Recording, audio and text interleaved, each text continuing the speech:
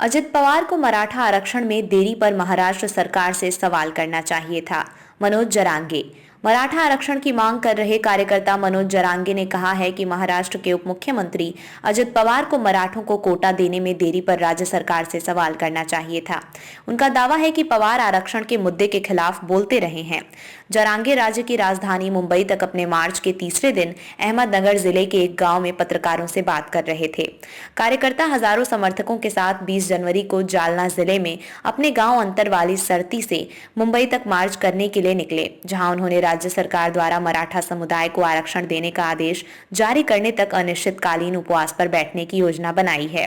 वहां मांग कर रहे हैं कि राज्य में मराठों को कुनबी प्रमाण पत्र दिया जाए ताकि समुदाय अन्य पिछड़ा वर्ग ओबीसी श्रेणी के तहत सरकारी नौकरियों और शिक्षा में आरक्षण का लाभ उठा सकें। जारांगे ने कहा कि अजित पवार को मराठा आरक्षण मुद्दे पर राज्य सरकार को घेरना चाहिए था। उन्हें पूछना चाहिए था कि आरक्षण देने में देरी क्यों हुई, लेकिन इसके बजाय वो इस मुद्दे के खिलाफ बोल रहे हैं।